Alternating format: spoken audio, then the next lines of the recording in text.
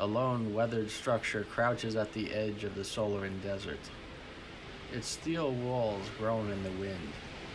Sand coils in thick gusts, swirling around its foundation like smoke from a dying fire. On the roof, a half-dead neon sign flickers.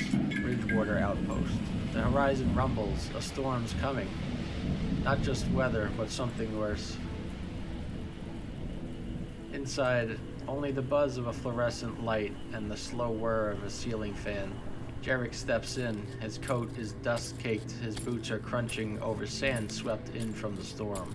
A dusty radio crackles in the background. Travel restrictions remain in place for zones near Sector 9. All refinery personnel must comply with dusk protocols. Repeat. Curfew begins at 2100. At the desk, a wide-shouldered Scorvan slouches in a creaky chair. One eye dull, the other eye flickering with a dim blue light. He doesn't look up, just exhales smoke. Rikson was his name. Grizzled, burned, former law. He looks like he's lost track of time on purpose. Well, I'll be damned. Jarek Thorne, walking into my office like we're back on the Force. What's it been? 5 years? Closer to 6. Delta 4 wasn't exactly built to last. Built to take the fall, more like. You counting, Rikson? Or just run out of company out here? Out here, it's all dust and regrets. So yeah, depends on the company. What's got you crawling into Ridgewater now? Didn't figure you'd need me unless you'd really stepped in it. I stepped in it, all right. Got a case that's too big for one man and too dirty to go through official channels. Dirty, huh? Let me guess. Refinery related? That's the one. You hear anything lately? Mercs? Odd shipments? Ghosts in the machinery? This whole sector's gone sour. I've seen patrols that don't file reports. Foreigners with clearance they shouldn't have. Cargo going out, but no logs coming in. Why? Because I walked straight into it. Someone at Novacor sent me in. Routine check. Wasn't routine. Rikson watches the flickering image of mercenaries offloading gear near the refinery on the holotape. You're lucky you walked back out. So, who's pulling the strings? Veronica. And now she's got you chasing shadows. You're better than that, Jarek. She knew I'd dig. That was the whole point. But I'm not alone. Got a source. Former Novacor. Terminal.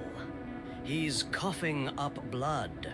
But the man knows his way around their firewalls. So you're dragging a dying man into a war? I didn't drag him. He came looking for me. And he brought a key. The kind you don't leave behind unless you're ready to bury someone. All right, I'll bite. But this ain't the old days. No backup. No red tape to hide behind. You come for a Novacor official. You better be ready to burn bridges and bodies. Rikson doesn't move, he just stares at the holotape again. Ain't like the old days, Thornback. I told myself I was done digging graves. But this one, maybe it's already open. He grabs his coat from the wall. They walk into the howling wind together. They eventually make their way and finally arrive at Jarek's apartment. Wind rattles the windows inside. Warm shadows pool in the corners.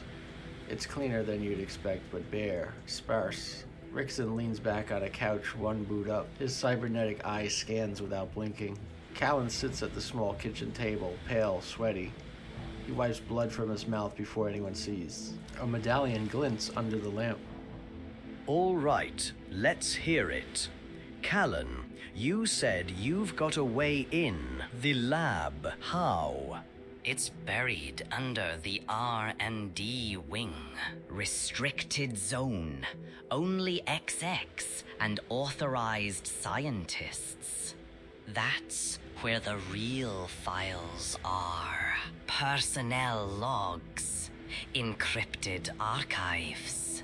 Everything Veronica doesn't want found. So what? You think you can waltz in with a badge? This isn't just a badge. It's a skeleton key. It still pings against the first 2 security walls. Unless they flagged it. Rikson leans forward, squinting. And the third wall? Kallen points at Jarek's node. That's our pass. When Jarek linked with the boss's node during the scan, it left a temporary handshake key. If I spoof that handshake, we can mimic an executive override. And you're sure it'll work? Kallen coughs. Nope. But if it doesn't, we'll know pretty quick. Fantastic. Death by firewall. If we don't do this, Veronica wins. She'll wipe the servers, bury every name, everybody.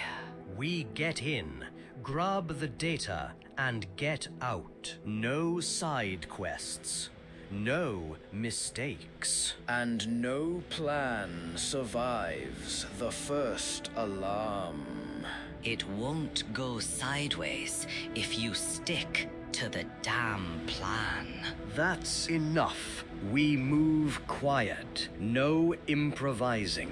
Kallen coughs again, worse this time. While the others talk, he discreetly slips a vial into his sleeve. Jarek adjusts his coat, heading for the door. One more thing, Kallen. Before you left Novacore, what exactly were you working on?